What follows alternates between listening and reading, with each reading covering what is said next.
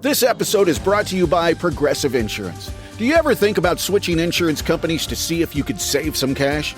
Progressive makes it easy. Just drop in some details about yourself and see if you're eligible to save money when you bundle your home and auto policies. The process only takes minutes, and it could mean hundreds more in your pocket. Visit Progressive.com after this episode to see if you could save. Progressive Casualty Insurance Company and Affiliates. Potential savings will vary. Not available in all states. Every team, every topic, everywhere. This is Believe. Welcome, everybody, to another episode of Need Some Introduction. I'm your host, Victor, and on this podcast, we normally go week to week, watching one of your streaming favorites, providing some context, some reviews, some recommendations along the way. In today's episode, we're not talking about a streaming series at all. We're actually talking about the Odyssey. This episode was supposed to come out in the middle of the week. We were supposed to be discussing Lucky, which just a brief announcement that we are going to go week to week with that series. But as usual with these things, life got in the way and no time to talk about Lucky. Darren and I do discuss it just for a few moments, but not much because we discussed for the entire conversation the Christopher Nolan, the Odyssey film. Since we did discuss the box office briefly in that conversation, I'm recording this intro on the Sunday of the second weekend of the film. And it had the best retention from week 1 to week 2 of not only any Christopher Nolan film, but of any film that's opened over $100 million. And by the end of this coming week, this week we're in right now, it will have outgrossed in the United States the entirety of the gross of Oppenheimer. So for anybody who's tracking the box office, it is a phenomena. And at this trajectory, it's actually pacing where Maverick was. And for anybody who doesn't know, the Top Gun Maverick film ended up making $700 million in the US and is one of the 10 biggest grossing movies of all times. Will this movie make it all the way to $700 million?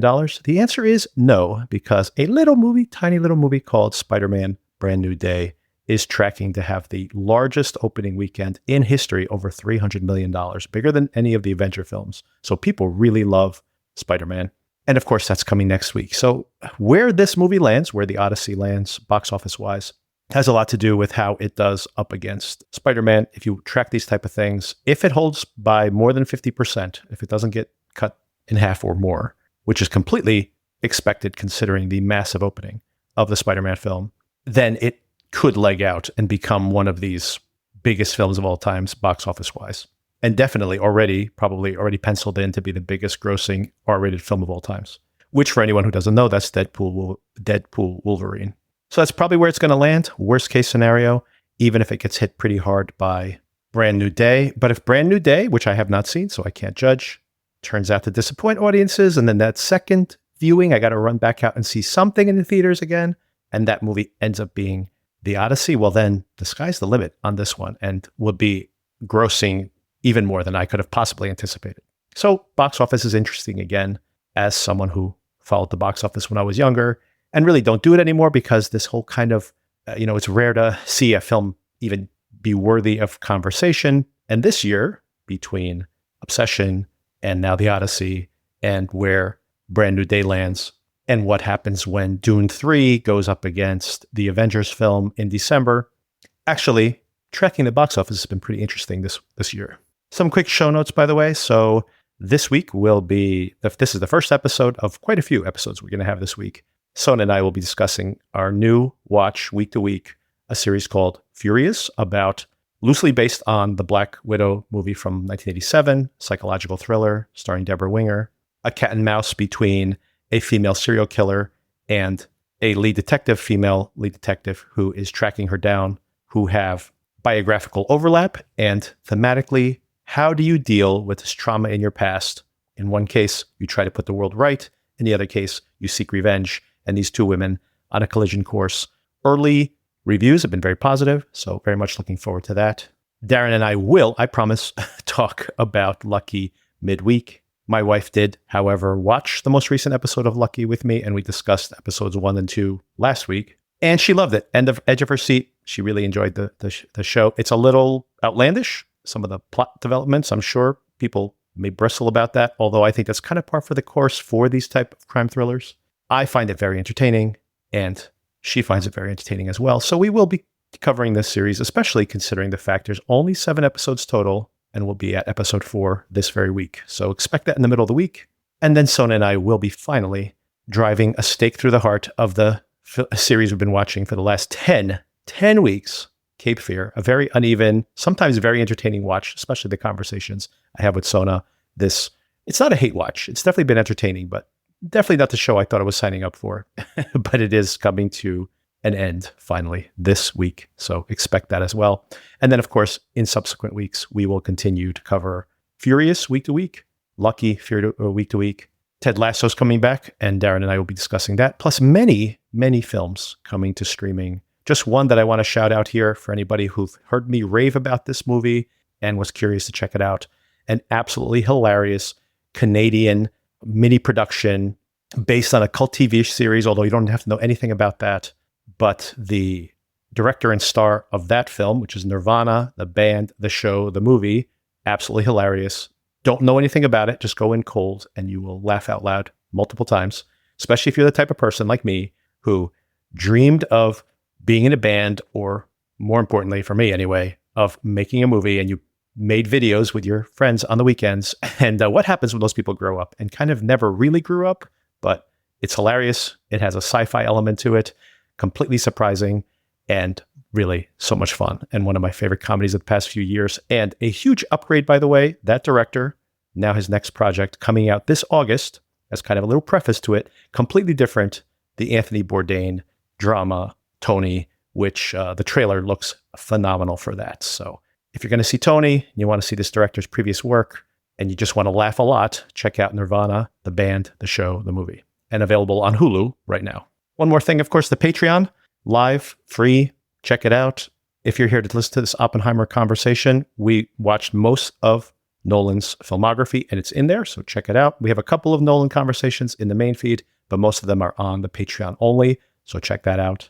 Subscribe so you can listen, and it's free, like I mentioned. And you can add the feed, the RSS, to your podcatcher of choice, and just becomes another bunch of episodes, more content for you to listen to my voice. Oh, and one last thing. Check the show notes. There's a link to an article I wrote in our local newspaper about the Odyssey, if you'd like to read it. And actually, in the context of Nolan's total career, given the fact that I was watching all these films anyway. So that's in the show notes. The Patreon link's in the show notes. Email us. That's in the show notes also. If you want to jump around in the conversation, want to replay some part, hey, we got timestamps in the show notes. So just a shout out about the show notes. Okay, let's get into that conversation with Darren, starting right now. All right, Darren. So a bunch of things to talk about. First of all, I'll be breaking down the 3rd episode of Lucky. Have you caught up on it? Where are you with Lucky? Caught up with Lucky. Yeah, how are you, Victor? 2 weeks seems like an age. It does seem like a long time since we spoke, yes. I think I sent you a long list of things that I've seen, so we can pick and choose whatever you like. Lucky, I'm up to date with it, and I'm really enjoying it. I think it's getting better and better each episode. And I really enjoyed the first episode as like a contained, short action film. Yeah. But the one I just saw is really good. A lot of cool character work, and yeah, I'm on board for Lucky. Yeah, I mean, I've, as I mentioned in my previous recap, I'm a big fan of having such a consolidated, like a tight 7 episodes. They're not super long. There's enough action. I'm interested in all the characters in the show. And I know the word of mouth from audiences have been pretty mixed to negative, although people did listen to that first episode. So I assume people will follow along here on the podcast. But yeah, I've actually really enjoyed it so far. So we'll see. And it's a short watch. So it's definitely something I'm looking forward to. And then when this ends in about a month, we might be talking about Lanterns, the new Green Lantern series. Maybe that's where we go. Not 100% sure of that, but it's Damon Lindelof, this first TV. Well, no, I take that back. I was going to say his first TV since Watchmen, but he actually did that what was that show called, that AI series?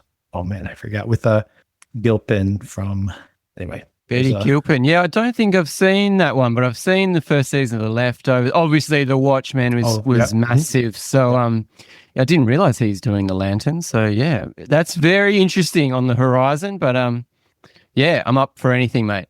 Okay. Yeah, we'll keep investigating. But primarily what I wanted to talk to you about was the Odyssey. So I want to get your opinion. I sent you kind of like a brief, a bunch of things we could touch on. So my first question to you, so this is your first IMAX screening, right? So how did you like it? Very fancy cinema. Yeah, really enjoyed it. The only disappointment was that I bought it for opening night for me and my son to go, and he booked a shift at work. So he missed out. The wife got the substitution in, and she really enjoyed it as well. But yeah, it's a very big screen, beautiful seats. The ticket costs a packet, but whatever, that's fine. And I'm looking forward to seeing the Odyssey again, but maybe in a different format. Really? Okay. I'm interested. What makes you want to see it in a different format? I have heard that it is being shown in all different formats. You can see it in like 2.35, so ultra widescreen. Yes. You can see it in 1.85, which possibly has the kind of aspect ratio similar to IMAX, but not exactly the same. So it seems like a mixed bag. They don't advertise what screen you're actually seeing on it unless you're seeing it on IMAX. But yeah, the IMAX was floor to ceiling, very interesting, Yes. very immersive, and the perfect film to watch in one of those big cinemas for sure. I saw this on laser IMAX, the best laser IMAX screen we have around here. But our 70 millimeter IMAX screen is gone now. So the only one that we had in our area, unfortunately, there's one in the middle of Manhattan, but that's a nightmare and it's sold out for like months. So I'm not even going to bother. But there is, however, at my local theater, they have that ultra wide screen in 70 millimeters. So it's the original 70 millimeter struck, but in a long format. And I do want to see that, I think, because I want to get the kind of the warmth of that amount of grain on the screen, although you're really losing because when they change the aspect ratio, this is almost like a square aspect ratio with the full IMAX. So this is really chopping it down to make that long letterboxed 70 millimeter traditional look. But I'm curious, it'll be a different experience, I think. So, and I almost certainly will watch this movie again in the theater. So I'm a big fan of that ultra widescreen look, and it really harks back to those classic films of like the 50s and 60s, or like Lawrence of like Arabia. Ben-Hur or something in Panavision with the multiple panels. Totally, and I think that will really suit this film. So yeah, if I can grab a screening of that, I'll definitely check it out. This time with my son. Nice. Yeah, I think I'm going to take my daughter to see this. She wants to see it. Some of her friends have seen it. I don't think it would be too intense for her. She actually likes watching scary stuff now. That's a new thing she's going into. I don't think it would be too bad for her watching this film. What do you think for your younger kids? Would you? The youngest has shown a little bit of interest in seeing, but I think it's maybe just a bit too long. Like I think I saw the last. I think she might get bored. That's another question. Yes, but yeah, June Part 2 we went to see, and she got a bit restless towards the end, which impacted my viewing of the film. Right. So yeah, maybe save it for her in a little bit of time. But yeah, my son is super keen to see it. Okay, so that's your IMAX experience. Would you see something else in IMAX, by the way? Is that something you'll look forward to in the future? Like, for example, would you go see Dune 3 in IMAX when that comes out? Yeah, I think so. Yeah, the cinema that has just opened, it's only been open for 6 months or so. It's very premium. Like I said, the ticket prices are up there. But yeah, if you want to treat yourself to an opening night, there's worse things you can do. Absolutely. But it's not 70 mil. They don't have a projector back there.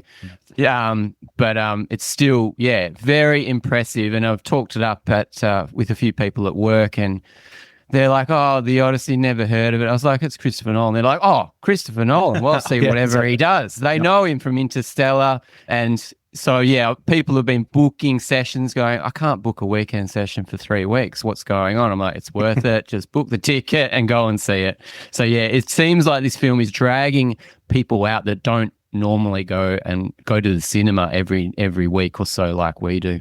Yeah, the numbers are absolutely crazy, by the way. As of today in the United States, this is that it's his third biggest opening weekend behind the 2 Batman films. This is his third biggest, and much larger, about 50% bigger in the US, I'm speaking about, than Oppenheimer here in the US. And as of Tuesday, just announced that it's his biggest Tuesday. So this Tuesday box office, it's been growing day to day. It is bigger than any of the Batman films were. So at this point, the film, which was considered like not a commercial gambit, and then some certain personalities on the internet were trying to dampen the box office or try to, they really thought they had somehow thought they were going to be able to really hurt this thing at the box office. Anyway, at this point, it looks like it's going to end up making here in the US somewhere between the two Batman films, which are his two highest grossing films, but probably on the higher end of that. But more importantly, his two highest grossing films overseas, because his box office clout has grown overseas over this time, more so than in the US, are the second Batman, I should say the final Batman film, and Oppenheimer. Those are the two highest grossing, believe it or not. So even Oppenheimer is just massive with like $650 million or maybe more than that overseas. And anyway, this is doing 50% over that. So people were saying, can a movie like the Odyssey make $1 billion? It could possibly, at the high end here, it's not guaranteed, obviously, make $1 billion just overseas. And then on top of that, be bigger than his Batman films here in the US, which is another $500 million. So $1.5 billion for this movie. And by the way, last year, when some people were like, I don't know, man, the trailer for the Odyssey doesn't look that good. And I'm like, Nolan's a brand. He can get this movie over the billion mark. I didn't think this movie was going to make $1.5 billion. I'm like, the Odyssey for 3 hours? If he gets it to $1 billion, that would be huge. So the idea that this thing could be, talk about Barbenheimer, it's like this could be bigger than Barbie, not bigger than Oppenheimer. It's pretty nuts. And it's not an hour and a half long like Barbie is. It's a 3-hour film. And as you say, Nolan is a brand now. It's almost, it doesn't matter what the movie is about. If it's got his name attached to it, then it's getting cinema goers to go and see something that's halfway intelligent rather than a lot of franchises that come out and that are just quite forgettable. Yeah, so good on him. I can't believe he's done this. He's written this, shot it, and released it in 2 years. I mean, it blows my mind. It's incredible, yeah. And just before we get into any kind of review, and we're going to be spoiler-free first, but then we're definitely going to get into spoilers because I got to talk spoilers of this film. Can you spoil the Odyssey? The funny thing about it was people were joking about this in some of the reviews, the early reviews, like, we're going to spoil the Odyssey, everybody. And on the one hand, you can't spoil the Odyssey because I've never read it, but you know what happens in it because it just kind of sops into the, like if you watch The Simpsons, you know what happens in the Odyssey, right? It's in culture. But at the same time, I really don't know the specifics of it. So I'm like, you can actually spoil this for me. So I am going to avoid spoilers. So anyway, everybody, we'll let you know when the spoilers come. Insurance isn't one size fits all. That's why drivers have enjoyed Progressive's Name Your Price tool for years now. With the Name Your Price tool, you tell them what you want to pay, and they'll show you options that fit your budget. So whether you're picking out your first policy or just looking for something that works better for you and your family, they make it easy to see your options. Visit Progressive.com. Find a rate that works for you with the Name Your Price tool. Progressive Casualty Insurance Company and Affiliates. Price and coverage match limited by state law. And it is a film you can spoil because the adaptation itself is not 100% faithful to the story. So given all that, so let's get into a little bit of the film itself. How'd you like it? In general terms, what was your feeling for it? Not just the spectacle of it, or include that if you want, but how'd you feel about it overall?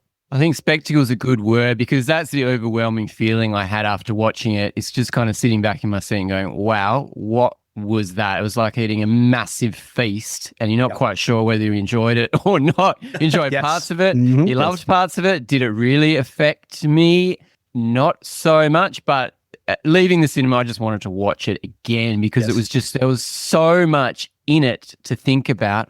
All the separate sequences are magical on their own, and the whole thing together, I really wanted to feel a bit more in certain parts. Like there's a couple of reveals later in the film which they really want you to have that movie magical feeling that, oh my God, he's got me here. I didn't quite get that, but that's okay because the authenticity of it, the fact that they built this ship and chucked it in the middle of the ocean and made these dudes row this boat often, it's just so amazing. And the fact that I mean, we talk about CGI a lot. Yes, there's CGI in the movie, but you almost can't tell where it begins and where it ends, because there's so much authenticity around most of it. The armor they're wearing, the swords, the fighting, the fire, everything. It is a feast for the senses. And yeah, like I say, I just really want to watch it again to kind of really nail down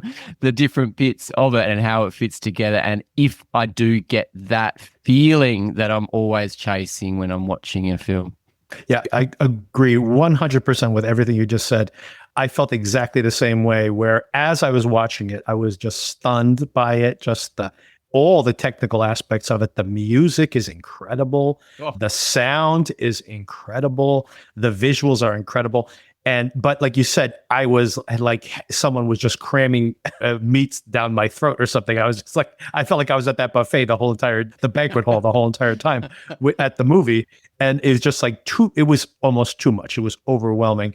And when I walked out of the theater, I think like, I just always kind of just guess at what my gut instinct, like, where would I put this star-wise? And I put it like 3.5 stars before I actually logged it. And then as I was playing, and basically ever since the movie ended, the movie has grown in my estimation. And I really do need to see it again. But as I was just working through the film again, despite the fact that maybe in its totality, because I was so exhausted by aspects of it sometimes, that it didn't, hit me the way you said. It's just like too much in a way that as I was reprocessing it after the fact, there are so many amazing and stunning moments that I will like literally never forget. And I'm like, how can you ding a movie for giving you too much amazing, unforgettable moments, right? So I think it's been climbing my Nolan rankings ever since I've seen it. And I've only seen it the one time. But I have a feeling, exactly like what you said, I think I need to see it again. And now I had the experience and all the expectation and trying to parse out what's happening and thinking about the whole Nolan filmography in my mind, considering what this project we've been doing recently. And now just kind of like just go in there and just feel it and just not like just be in it. And I think it's the type of film that, I think this is why Nolan has this cult. I think it's a type of film like people have found with Interstellar, just to name one, where you see it over and over again. And for a whole generation of people, Interstellar is not that movie for me, by the way, but for a whole generation of people, that movie is like their comfort watch. They've seen it dozens of times, right? So I think it's the type of thing where he makes a film and he wants you to buy it on DVD or Blu-ray, I should say, and then watch it repeatedly. And so I can't really give it a full rating based on a single viewing, but I had the same feelings that you had, where I'm like, I think it's a little too much for me in one sitting, but I can't really ding it for that, like for for being too ambitious. But it's not too ambitious. That's the thing, is he pulled it all off. So I can't really fault him anywhere in the making of the film. That's a really good point. Yeah, it is ridiculously ambitious, but it does work scene to scene. There's nothing that you can bring criticisms to it in certain actors or certain scenes or certain kind of arcs that almost don't pay off, but then for some people they really do pay off. Yes. Right. So yeah, and I think we brought such high expectations to it because we've been talking about Nolan so much. We've been talking about all his themes and themes that continue through every single one of his films, and we're trying to pass it like that and also trying to fit it in our rankings, which was fun to do a couple of weeks ago, to rank all his other films and where does this slot into it, rather than just bringing like a white kind of clean slate to it and watching it fresh, which I'm going to do the next time I see it, and I'm really looking forward to it. Yeah, it's like I gave the film, I still stand by, like, I'll give it a 7 out of 10 seeing it one time, given that it has insurmountable odds. Like, could you imagine this was just like, Denis Villeneuve before he had made the Dune movies, right? Even if he did this now, it would be astonishing. But let's say it's just like someone who's, he made Arrival, right? He made Arrival, and you're like, wow, I love the Arrival, right? And then he would make this. I would be like, oh my God, like, I didn't even know he could do something like this, right? So I got to kind of take it out of the Nolan context and all this other stuff around that, and just kind of as a film, it's remarkable, like truly remarkable.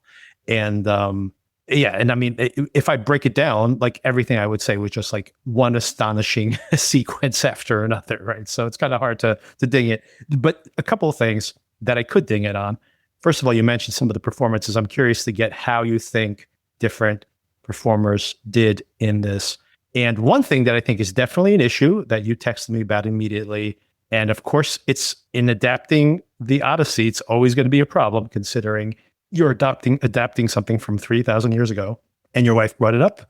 But it's a Nolan issue too, so you immediately start looking for it. And it's that the women in this film, which I think all the actresses give great performances, however, they lack agency, which of course in in not even medieval times, this is like in ancient times, you really didn't have much agency for these female characters. Although in the Odyssey, they're probably in the original text more fleshed out characters than they are even in this modern adaptation. So I do think it's a weakness. So I want to get your feel for those two things. One is the issues your wife had and maybe you had as well with the female characters, and then what actors maybe didn't quite work for you or not work as well. Yes. Immediately my wife brought up the women do a lot of waiting around. And I was Yes. like, they do. And even though Anne Hathaway's performance, which I thought was really amazing, Yes. She does so much good work. She doesn't really do anything in the film. Right. Yes. Or very little towards the end. She has a little bit more. And then you've got actors like, everyone's a name in this film, by the way. You've got actors like Charlize Theron. She waits around on an island, Yes. Mm-hmm. Yep. kind of teasing, kind of being a bit sexy. Sure, I could lose 7 years waiting around on an island with Charlize Theron. Sure, why not? Anytime. And you've also got Zendaya was a big name in the film. She's only in a couple of scenes. Yeah. There is a great moment with her as like a symbolic thing towards the end, which was fantastic. But I'm not sure if it deserved it because she's only appears very fleetingly. And also majorly is Lupita Nyong'o as Helen of Troy and her twin sister. She's in maybe 2 scenes, which I was quite stunned about because I thought Helen of Troy was this character that makes it is quite pivotal in this story. But she is, but we don't see it. And when I was talking about my wife, sorry, go on. Oh, no, I just got to interrupt really briefly there. I want to just jump in on that one point, which is I think she does an incredible performance, by the way, and made me think of, it's very interesting that Nolan has the casting does a lot of work, right? So Lupita Nyong'o has played a dual character in a very popular film, Us, right? So I can help but not think about that here as well. But then casting Zendaya, right? Or casting Travis Scott as the orator, right? So it's like, he's definitely like using pop cultural reference points to like, so that the casting does a lot of the work. And Zendaya is a perfect example of this, right? Where, like you said, you just kind of have her there is in this symbolic role. And that's most of the work that's been done just from the casting. Although, and like you mentioned, I think she does a really good job, but in a very brief scene. Same thing with like Lupita actually gets to steal those scenes to some extent, to the viciousness she brings to that turn in her characters. And she only gets like 2 lines to pull it off, but she does incredible work. And but to it be is, fair, 2 lines of dialogue in a 3-hour movie. Yeah, which is crazy when you're casting Oscar-winning actresses and you're giving them 2 lines. It's kind of crazy, but it's a criticism, but it really doesn't affect my enjoyment of the film, to be honest. I asked my wife what her favorite character. Finish what you were saying. Go ahead. My wife's favorite character was the witch on the island. She's great. Samantha Morton is the only the female character I think that really, and again, even that is really truncated, but she, it's great. It's a great performance. Yeah, so I'm not sure what it says about her that that my wife identified with that character more than any of the others, but she's the only character that has some agency in this whole thing, female character, I should say. Yeah, and especially, controlling men and to do whatever she wants. Right. Yeah, a bit scary, very scary. This movie is very scary in parts, which is another fantastic thing about it. Yeah, so go on. Oh, yeah, the only last thing I was going to bring up on the previous point was about Helen of Troy, which is speaking to this storytelling in general, that Helen of Troy herself is not a character. I'm talking about in the original text of the Iliad. It's not like she has a lot of agency there either. She's just like, she's so beautiful, we're going to start a war about her. Like, again, it's just like you're a symbolic character. But the irony is Calypso, that Charlize Theron plays here, is, she is these are spoilers now, so let's just get into spoilers here. So spoilers here for the original Odyssey and this adaptation of it, that Calypso like traps him there, and basically he's her sex slave for 8 years, and that's why he's stuck there for so long. So she wants a companion. So it's not like she's just there going like, you'll get it, honey, eventually. Eat enough lotus flower and you're going to figure out, like, get over your trauma. And she does kind of throw it in his face and say, you could have left earlier. So she does kind of do a little bit of that here. But in the original text, she, has a lot more agency. And by the way, the Morton character, Circe, I should say, when she is, to release his men, he has to stay with her as her sexual partner for like a year and a half or something like that. So anyway, the point is that the women in this 3,000-year-old text had a lot more, self-motivation and agency than these women here do, because in the end, it's all about getting him back home, which of course is the big theme of the film. And I do agree, by the way, given where this adaptation lands, that we really don't need to see him frolicking with women for 8 years. So I do understand why he made that choice. And Nolan in general is not a type of director to put a lot of sex in his movies, period. But it is just funny that it's like these, the women in the 3,000-year-old text are more progressive than the women in this adaptation. Interesting point. Yeah. That's very interesting, isn't it? Some standouts here, but some incredible, like utterly, standouts. There's just so many incredible sequences in this. Let's talk about those. And then we could talk about some of the performances I didn't think worked that well. The incredible sequences here. First of all, that before I went to see this film, I started writing up a small essay, and I'm like, what was Nolan gonna make next? He's done everything. He's made a drama, he's done a biopic, he's done an action movie, he's done a spy movie. In some movies, like I mentioned, like in Oppenheimer, he's doing a biopic and he's also doing a courtroom drama in the same film. He's doing a war movie. So I'm like, the one thing he hasn't done is a straight up horror film, but he's got straight up horror sequences, multiple ones in this sequence. And I think they're all standouts. The Cyclops that whole sequence is terrifying, especially when he first emerges. Then the giants on the island, not as scary, but still terrifying. From an action perspective, but not as terrifying from, the horror elements of it. But then Circe transforming the men into pigs is truly horror material there. Like just the visuals are he's really going for it. And then of course, when he ends up on the land of the dead, like, wow, that is in that whole sequence, by the way, the music, the visuals, like that is shot in Iceland. That is like absolutely one of the most stunning sequences in a film full of incredibly stunning sequences.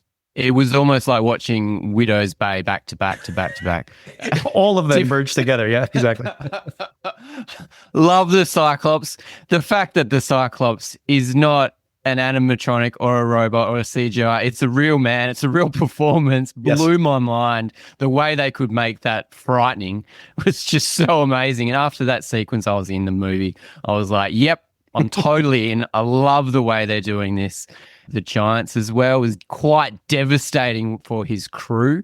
Absolutely devastating. And the practical effects that they use when Circe is turning those guys into pigs was terrifying. Yeah, the way that it really is molding their faces. Yeah, it's crazy. It's just great makeup effects and it's just amazing. And I did not think I would see this in a Nolan movie.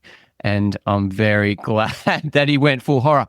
But so you're saying that that was shot in Iceland, that bit where he goes to Hades and the dead come out of the earth.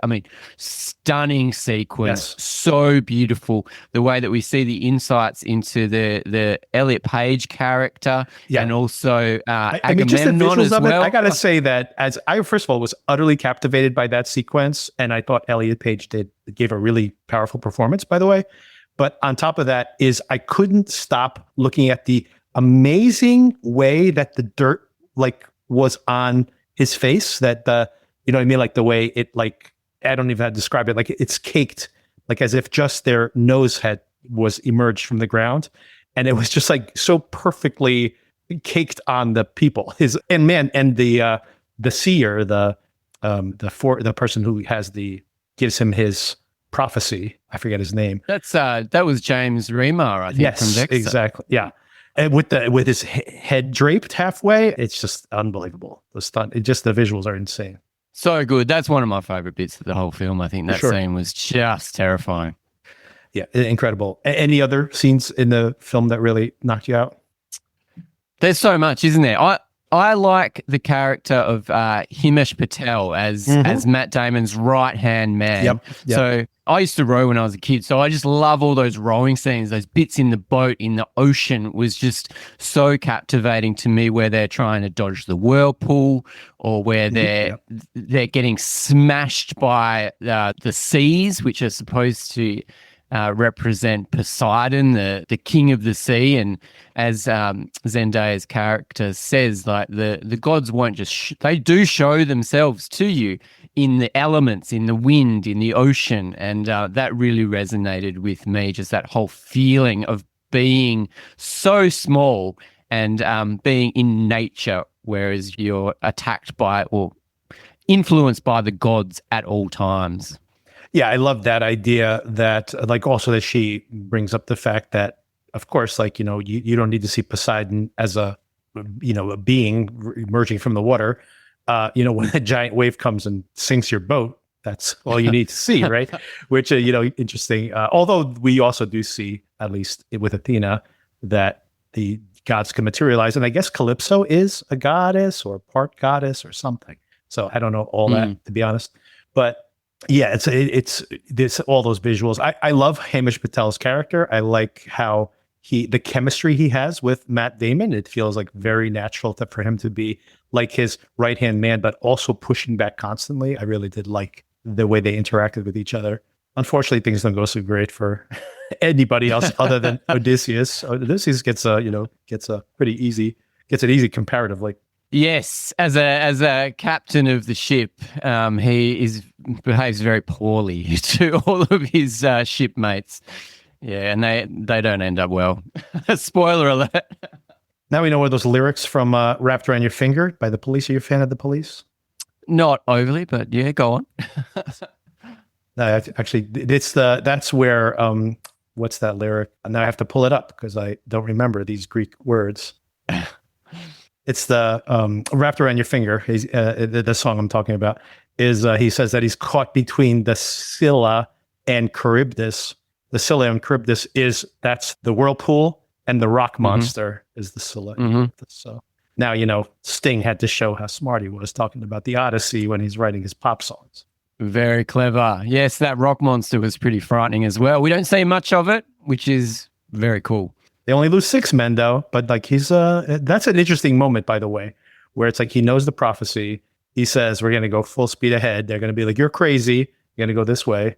And then he sacrifices the 6 men and they're like, you knew that was going to happen, didn't you? And he's just like, well, better than all of us dying. It's rough, medicine, but it's true. So the 2 for me, some key things that I thought were like literally Nolan at his best, in my opinion. And Nolan he's always been playing with editing, right?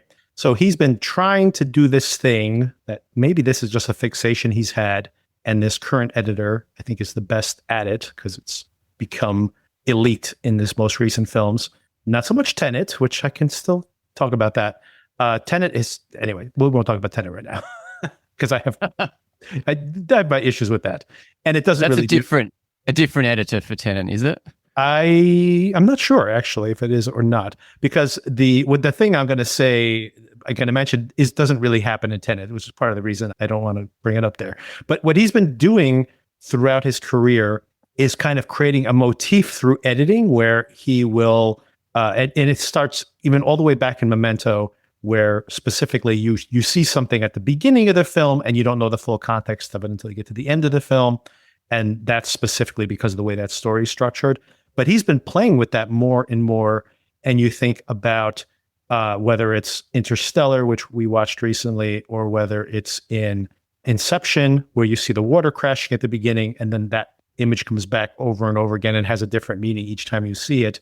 And he's been doing that more and more, and sometimes it doesn't work as well, but those particular cases I brought up were good. But he it really kind of took it to the next level in when he made Oppenheimer, which I think is what makes Oppenheimer such a thrilling thing to watch, is when he's willing to just like jump in time and take you from a scene where Oppenheimer's much younger, and then all of a sudden he's in the courtroom, and it's as if these two scenes from like two very different time periods are in conversation with each other, and it works. It's like he doesn't have establishing shots. He just throws you into the middle of another scene in a completely different time, and he doesn't do that thing he used to do, which is like kind of spoon feed you the plot so you know what you're doing in the film. He's become much more sophisticated, where he's just allowing the audience to kind of just jump into this other time frame, and he's trusting us now finally to follow along. And I think it's like, this is the most elite I thought Oppenheimer was kind of like top tier for that. I think here it's nearly perfect. It's like the fact that he's able to have a conversation, and then you're jumping into another period. You see, Odysseus, I should say, on the island with Calypso, and he's an old man now, but then you will travel back in time again. And we know we have gotten enough information from the previous scenes to know where we're traveling to in the story. And you just think about this movie with a different director trying to have all these establishing shots and explaining where you are in time. And this film is not hard to track, and it is incredibly complex in the way it's structured. And I've been annoyed by that in some of his films before, where the doing all that kind of moving around scenes doesn't seem to pay off for some reason, but he's doing it for some reason. I'm not sure why. Here, I think it works perfectly. It gives you additional context. It gives you like extra impact to scenes told in this sequence.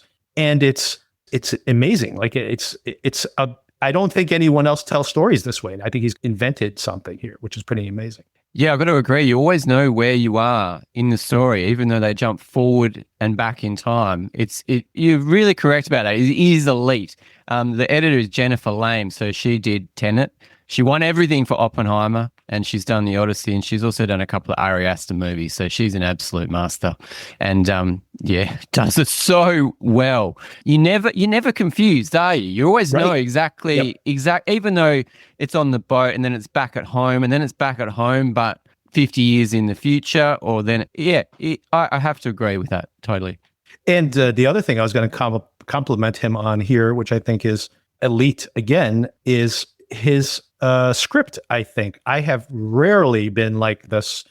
Many times when we were doing, and by the way, this is like the pitch again, everybody, on the Patreon, we went through most of his filmography, so check that out. But I have oftentimes been like, I only know what's happening in this part of this movie because someone is doing an exposition dump, which I hate. But as clunky as it is, it's the only way to kind of get past this barrier in some of these movies that we've been covering. And I accepted it. I accept it just the way it is. But he doesn't do that here. He doesn't give us tons of, maybe at the beginning of the film, we got to, that was rough. That first 10, 15 minutes, a lot of exposition. But after we get past that rough patch, this is a very elegant script and a very elegant adaptation. And he's really trusting us to just jump back and forward in time. And not only that, to have these images that repeat over and over again, and that they only fully reveal what they mean towards the end, like the hinting at what happened in Troy, which doesn't come until very late in the story, which is very cool that we don't really see this taking of Troy. It's like teased and teased. And so many things, like the image of riding your boat to the west and like what that means towards the end of the film. So there's so many things that are kind of teased throughout, and he plays on them. And even the way he structures the story, I thought this was so fascinating that at the very first scene, it's like teasing you, if you know the story of the Odyssey, that you might be seeing the end of the story, because we see this beggar go and tell Telemachus that he should go and go to Sparta and find out where his father is. So he gets sent on this journey. And then it's like all those characters get split apart. And then they all come together in that same banquet hall. And then now there's another beggar in that banquet hall who's also being introduced to the queen. And of course, that's a very different context. So it's like just even that becomes like a framing device. It's very sophisticated, very cool. Excellent. Yeah, no notes. Yeah. I must agree, though. I think I was struggling with the character that Tom Holland plays, Telemachus, at the start when he did have to do a bit of exposition and it was going, oh, okay, what are we in for? We're going to have to listen to a lot of this to find out where we are in this epic story. Yeah, I've got to agree. Oh, man, those first 10, 15 minutes, I could not hear the dialogue and it's a lot of exposition and I'm like, oh no, oh no. And, but then no, like I had no problem with the dialogue as from that point on. And again, the exposition dump, once he kind of shoved it all in there, we're good to go. And we set the table and then we're off and running. Speaking of Tom Holland, yeah, I don't know why he's using his American accent. I don't know why they made that choice. I'm sure it wasn't just his choice. It makes me think of Spider-Man too much, obviously. Yep. And it was not the best performance for me. However, his scenes, again, we're in total spoilers here, everybody, because this may not be clear if you haven't seen the movie. But when he meets with Odysseus, those scenes when they're together are absolutely fantastic when they reunite. So those scenes are fantastic. So they have great chemistry, but yeah, I mean, honestly, I think if he just spoke with his natural accent, I don't think I would have had as much of an issue with it. He is doing the Peter Parker voice, which of course is not his natural voice. It's a voice for that character. And then I'm like, why is he doing the Spider-Man voice in this movie? It just really bothered me. There was just something about him. It just didn't seem like he was this suffering son and doesn't know his dad. It just didn't quite work for me. But later in the film, again with spoilers, when he finally understands who his father is, I was kind of in for it as well. Yeah. And the dog helped. Yes. Odysseus' dog, who's waiting patiently for his master to come home. That got me for sure. Yeah, that reveal, right, when the dog is allowed to die, I'm like, oh, that really got me. It's so cruel to that poor dog. That poor dog. Speaking of cruel to that dog, another great performance here, one of the highlights, is Robert Pattinson with absolutely no shame being the most sniveling, repulsive version of this character you could be. And like, you just cannot wait to see this guy die. It's such a great performance. I got to say, I'm a huge fan of Pattinson. He is not afraid. He does a good job when he's playing a heroic character. Like, he's my favorite thing in Tenet. And I said, man, that guy should play James Bond after watching Tenet and playing that suave, dashing, totally playing up his charisma. But he is unafraid to be completely like anti-charismatic too, if you will. Tom Holland is also British and has been talked up to play James Bond, but I'd much rather Robert Pattinson. This guy is just a brilliant actor. And even though he played a despicable character, I loved his character. I thought it was so fun. Yes, exactly. That's the great thing about it. You cannot wait to see him die, but it's so you know he's having fun. It's like it's a real draw. You can't wait till he's on screen again, even though you hate him so deeply. It's just hilarious. And there is humor in this film as well. When he's hiding behind the post and he's like, grab the mace, grab the knives, get the spears. Won't do any dirty work for himself. He's found that safe place and he's just going to protect himself at the mercy of everything. It's crazy. It's really crazy. Other highlights for me are the speech. Everybody's been calling this a highlight, and I totally agree. Speaking of a really great script and some of his best script work, the story, we've heard forever that the Sirens song, you can't even understand it. Some people represent it as some song that's so beautiful, it lures you in. The way it's described in the original text is that it promises to give you like all the knowledge of the world, right? But his description of this, that it's this pain, this longing for like knowing that you will never be happy again because the thing that you want the most, you can never have. And it's the thing you already had and you never appreciated it. And it's like, oh my God, like what a horrible description of this kind of, this knowledge, like the true knowledge you get from the Sirens is understanding that you'll never be happy again. And that when you were happy, you didn't appreciate it. It's very cool. That's a scene that I would want to see again. They're talking that that's going to be his Oscar, his speech that gets him an Oscar. Don't know about that, but I really loved the portrayal of the Sirens. They didn't really show them very much. They looked almost like beautiful women or mermaids or manatees or sea creatures. Right. I really want to see the film again to actually see what they look like, because they're just out of sight. They're just there, but they're turning these guys crazy. Yeah, really cool. And then, of course, the other highlight for me personally was the another great scene for Damon.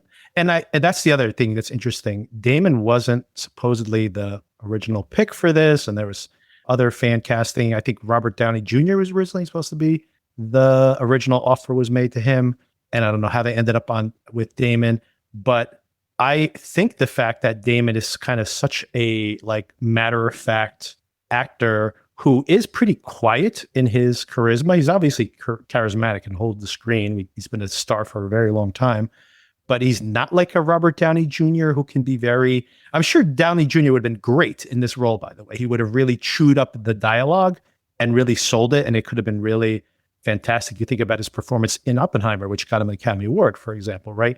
And you can imagine him putting a little more sauce on this dialogue, but the way that Damon underplays everything really sells the regret at the end. I think that speech when he's talking to Penelope through the screen and he's telling her that he broke the world, basically, by breaking the rule of Xenia, bringing this peace offering and using it as a way to destroy the city and all the people who died because of that. It's like he had violated something fundamental.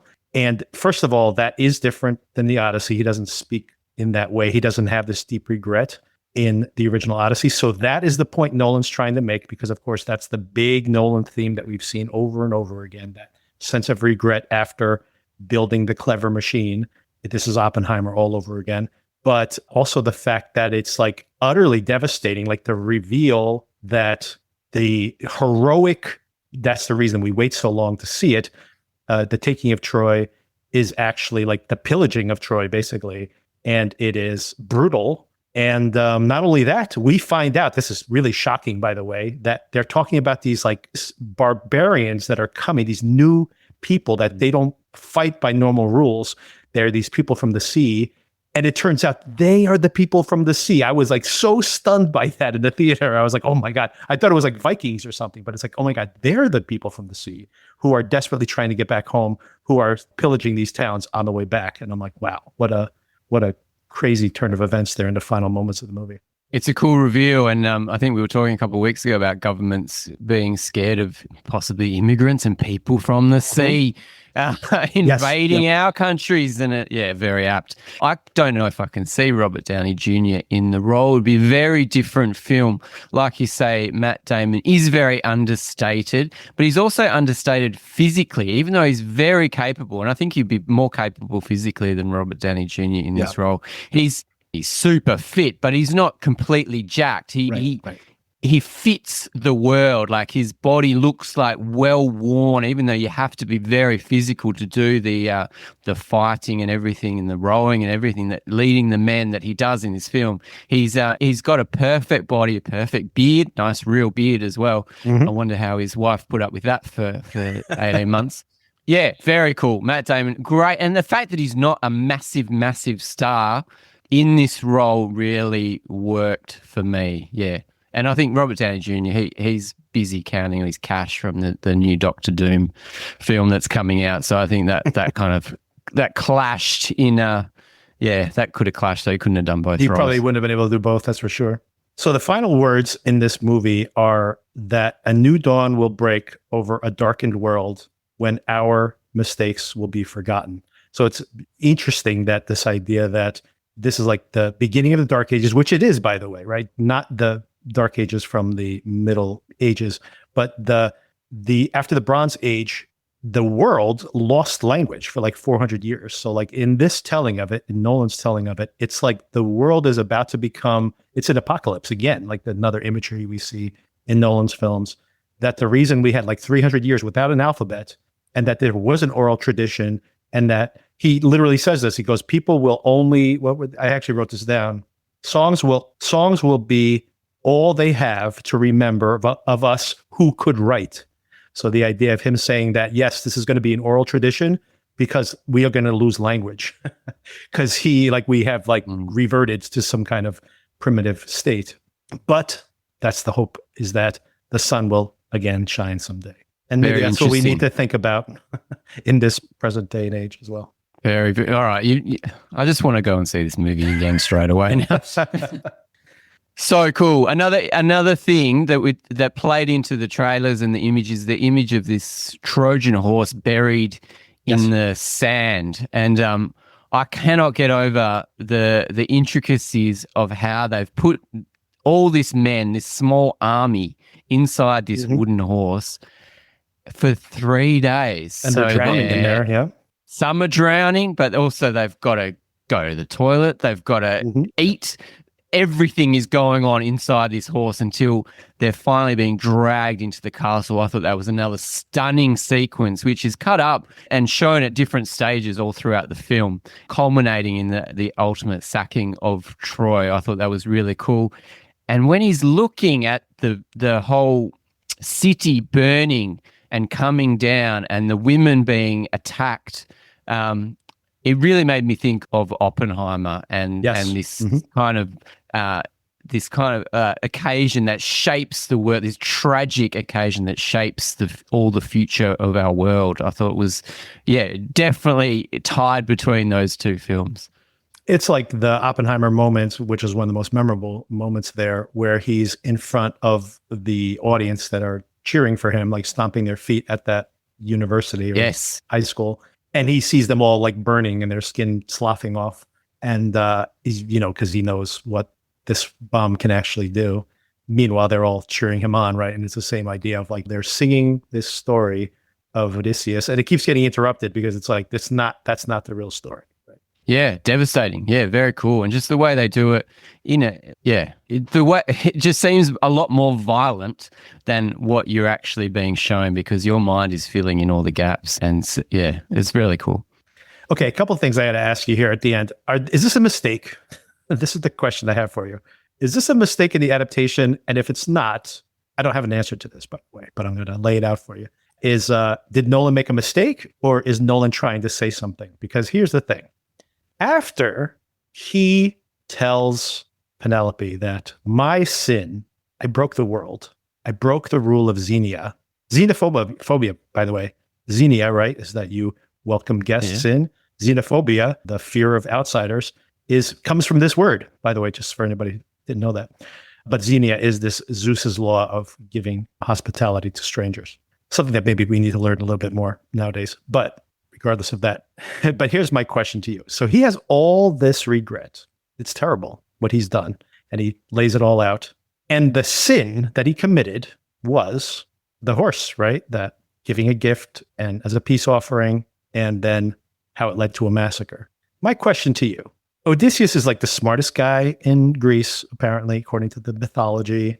And he now, at the end of the movie, is a Trojan horse. He goes in dressed up as a beggar and then grabs that bow and arrow, and they lock the doors and they massacre everybody inside of there. So like, has Odysseus learned anything at all? Because if he says it's terrible what I did with the Trojan horse, and he's just like, and I'm going to do it again tomorrow. That's hilarious. I did not make that connection. I think that's so funny. I mean, they waited 10 years on that beach. He can't be that smart. He took 10 years to come up with this idea of the Trojan horse. And it worked, and he's shocked, and then he comes home and does it again. He's like, how can I do like a smaller scale version of the Trojan horse?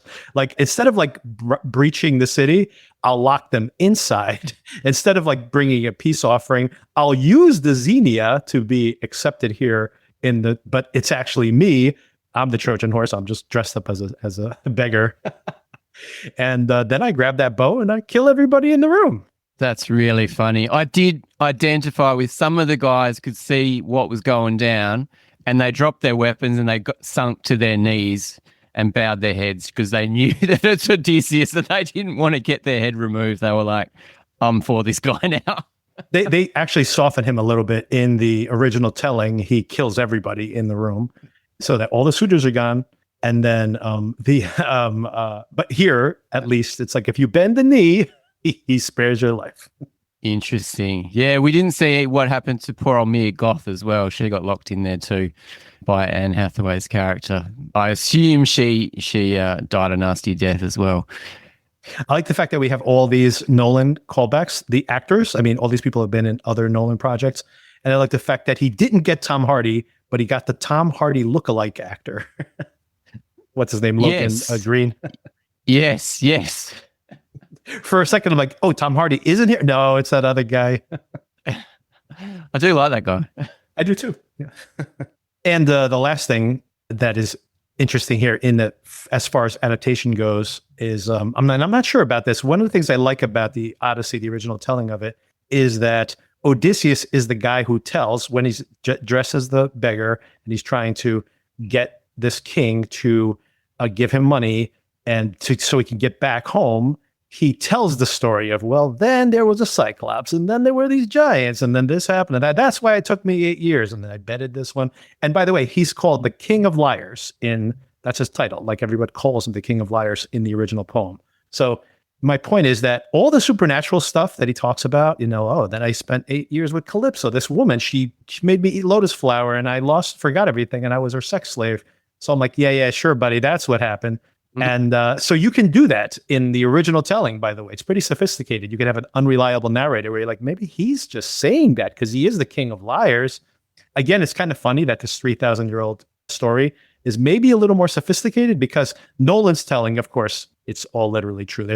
We don't have to take his word for it, that we know it happened because of the way that the story is cut together. So, I understand why he did that. And not only that, I understand why he did it, but like every adaptation, even when you talk about like Dante Inferno, that it's all taken literally as true. So, I mean, this is thousands of years of people taking this literally as true. But I do like a version of this story, a very different than from this movie, by the way, which is very earnest. But where Odyssey's like, yeah. I mean, Odysseus is like, yeah. And then I ended up on this other island and there was another chick there and she was really hot. You had to see her.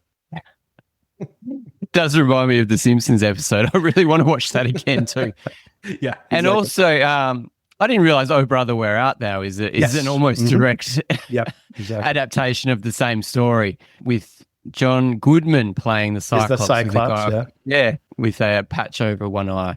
So I'm very interested to see that as well in conjunction with this film. So yeah, I'm deep into this story now. I'm really interested in where it goes. I always thought that the Clash of the Titans from 1981, I used to watch over and over again as a kid. I thought that was the story of Odysseus, but it just crosses over in little bits and pieces and maybe some monsters.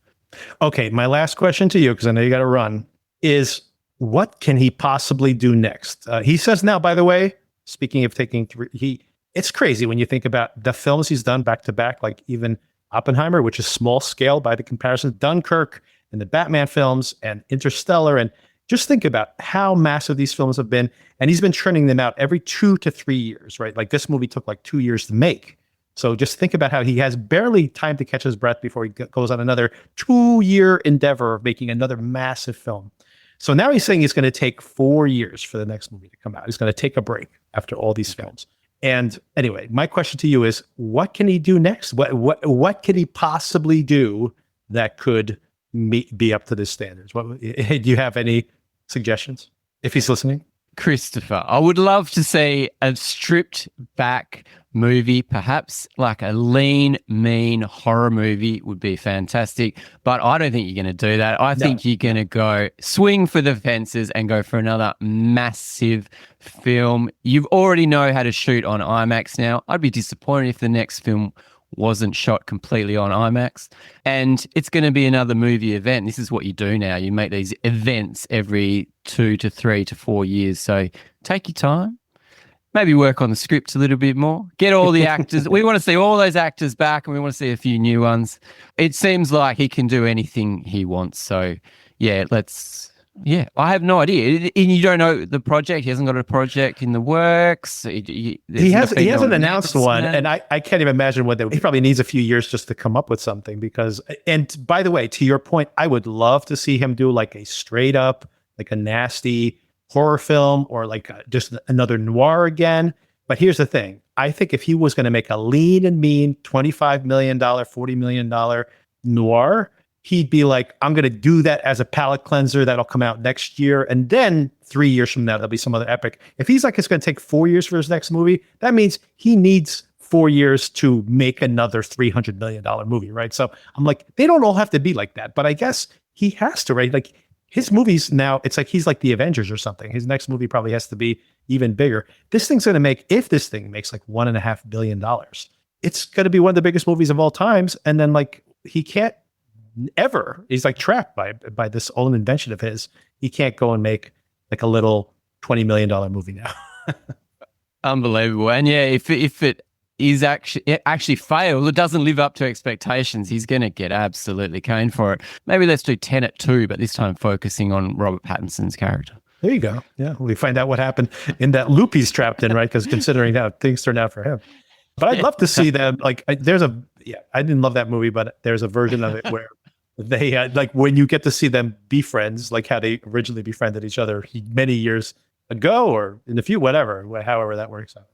But what a gift. I mean, he's not super old, Christopher Nolan. I mean, he's got plenty left in him. Yeah. I think I read that he's like, why would Tarantino say that he's just going to stop at 10 movies? I mean, that's silly. Why not keep going? I mean, if you're feeling it, just do it. Exactly. I agree.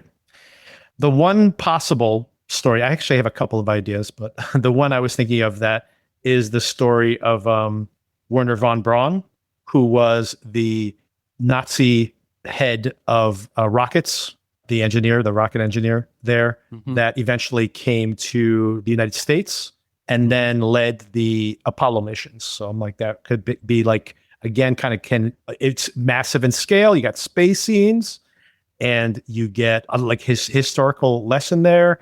And also, you could have some World War II flashback war scenes. You could have space stuff, and also it ties in all these ideas like the engineer, the storyteller, the two sides of technology, the positive sides and the dangers of them as well.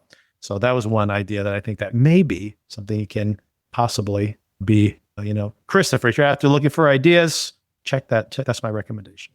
Exactly. And you're not just giving that away for free, Victor. I mean, I'm not going to make that movie if it's never. So, I mean, honestly, if Christopher Nolan doesn't make it, no one's going to make it. So there you go. He's the only one who gets that idea. So, all right, Darren, thank you again for the conversation. And keep talking. We will talk about Lucky in much more detail next week, finally.